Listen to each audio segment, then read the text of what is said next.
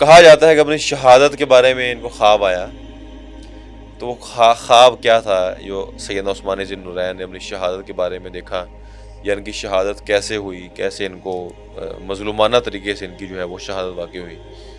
خواب تو یہ ذکر کیا جاتا ہے کہ نبی کریم صلی اللہ علیہ وسلم کی زیارت ہوئی آپ کو، جی صلی اللہ علیہ اور صحابہ کرام بھی ساتھ میں موجود ہیں. وسلم. جی تو انہوں نے کہا کہ عثمان آج تم افطاری ہمارے ساتھ کرنا. اللہ. روزہ رکھا ہوا تھا انہوں نے، تو انہوں نے کہا کہ عثمان آج تم افطاری جو ہے وہ ہمارے ساتھ کرنا، یا تمہاری افطاری جو ہے وہ آج ہمارے پاس ہو. یعنی حالات اتنے گمبھیر ہیں، باہر محاصرہ ہے، لیکن اس کے محاصرہ. باوجود روزہ رکھا ہوا ہے. ظاہر ہے وہ کھانے پینے کی چیزیں بھی نہیں پہنچنے دے رہے، پانی بھی نہیں پہنچنے دے رہے، تو حضرت عثمان سے روزہ رکھ لیتے تھے جی اور تلاوت کرتے رہتے تھے. تو روزہ اس دن بھی رکھا ہوا تھا. صحیح. تو آپ کو گویا کہ بشارت دی گئی کہ عثمان تم دنیا سے جا رہے ہو. یعنی پانی یہاں بھی بند کیا گیا تھا، پانی بند کیا، بلکہ کھانا زیادہ، بھی بند کیا گیا، بلکہ اصل میں تو یہیں پہ بند کیا گیا. یہیں پر بند پانی کیا تو یہاں بہت زیادہ بند کیا گیا. بعض روایت میں 20 اور بعض میں 40 دن تک موجود ہے، بلکہ جو کنواں خریدا اس سے بھی بوند اس تک سے نہیں بھی دی پانی گئی. نہیں. بلکہ بعض تاریخی روایتوں میں موجود ہے کہ بعض صحابہ یا ان کے بیٹے جو ہے وہ مشکیزیں پانی کے بھر کے لاتے تو نیزہ مار کے اس کو پھاڑ دیا جاتا تھا، پانی جو ہے وہ آگے نہیں جانے دیا جاتا تھا.